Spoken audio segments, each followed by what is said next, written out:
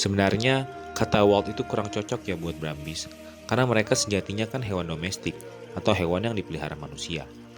Pertama kalinya ada kuda liar di Australia itu tahun 1788 waktu orang Eropa pertama kali membawa kuda ke Australia, dan tahun 1804 itu pertama kalinya ada laporan kalau ada kuda yang dipeternakan tuh lepas ke alam liar.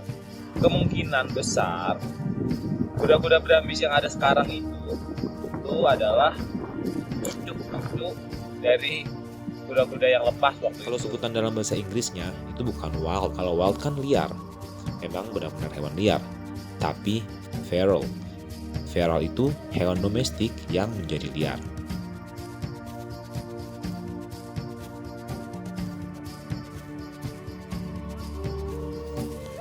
Jadi waktu itu saya ketemu dengan kuda-kuda ini tidak sengaja. Waktu saya lagi muter-muter, saya nyasar ke satu padang rumput luas yang belakangan saya tahu itu adalah sebuah nature reserve yang memungkinkan saya untuk bertemu dan melihat kuda-kuda yang ada di sini. Dan di nature reserve ini, kuda-kudanya dilindungi oleh pemerintah. Butuh waktu yang agak lama untuk bisa dekat dan bercengkrama dengan mereka, karena mereka harus yakin kalau kita bukan ancaman. Dan sekarang Anda bisa lihat sendiri.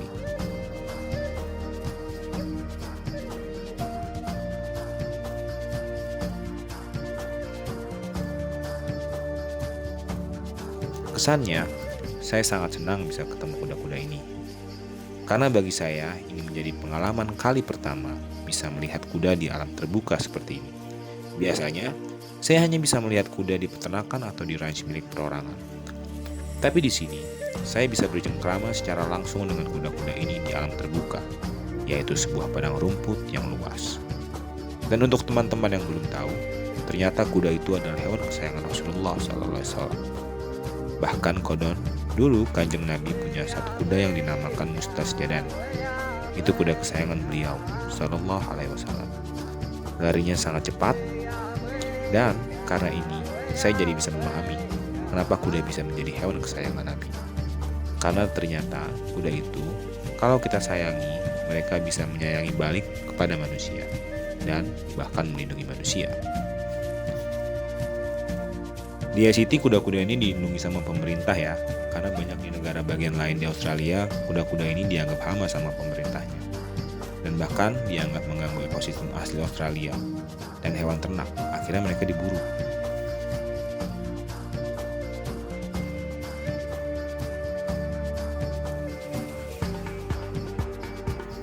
Banyak saintis yang menganggap bahwa Brambis ini mempunyai efek buruk bagi lingkungan.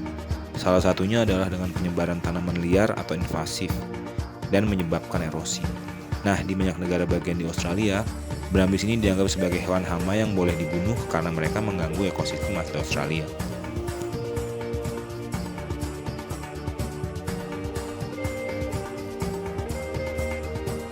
Namun tahun 2018 kemarin, ada satu kelompok masyarakat di Australia di mana mereka mempunyai satu antusias lebih terhadap keberadaan kuda liar di Australia. Mereka mendorong pemerintah untuk membuat suatu peraturan yang sekarang dikenal sebagai Brambis Bill atau di Indonesia disebut sebagai RUU atau Rancangan Undang-Undang. Brambis Bill itu tahun 2018 disahkan dan bertujuan untuk melindungi kuda-kuda yang sudah hidup beratus-ratus tahun di Taman Nasional Mount Kosciuszko.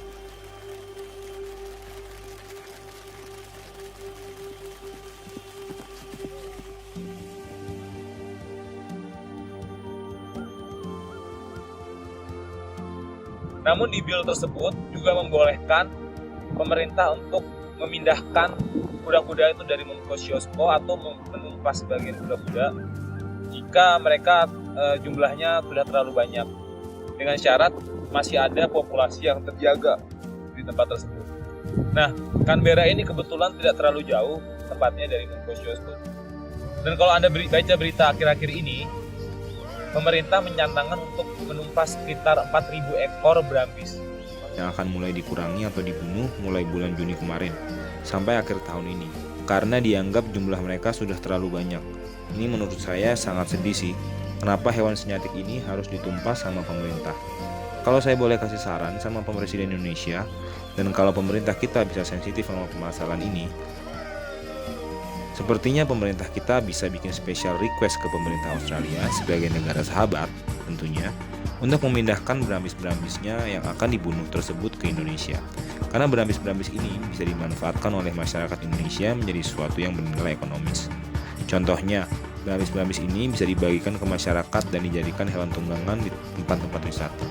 Atau bahkan juga bisa disediakan satu tempat khusus untuk mereka dan kawasan tersebut dijadikan tempat wisata, yang mana bisa menguntungkan pemerintah dan masyarakat Indonesia, utamanya dalam masa pandemi ini. Jadi menurut saya, itu bisa jadi salah satu alternatif jalan keluar daripada kuda-kuda tersebut harus dibunuh. Berambi dan hewan invasif lainnya mungkin mempunyai dampak yang buruk bagi lingkungan di Australia. Tapi apakah kita sebagai manusia tidak berkaca? Siapa penyebab pertama mereka ada di sini? Mereka sendiri bisa ada di sini karena campur tangan manusia.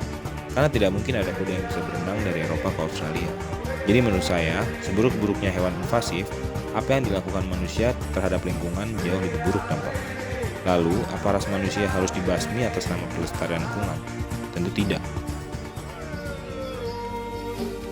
Jadi, menurut saya, pemenuhan terhadap kuda-kuda cantik ini bukan suatu jalan keluar yang bijaksana. Mungkin paling murah, namun jelas sangat tidak dewasa. Sehingga jalan keluar lain harus segera dipikirkan matang-matang agar terjadi kemaslahatan bagi semua pihak. Saya Nur Wafi, salam lestari.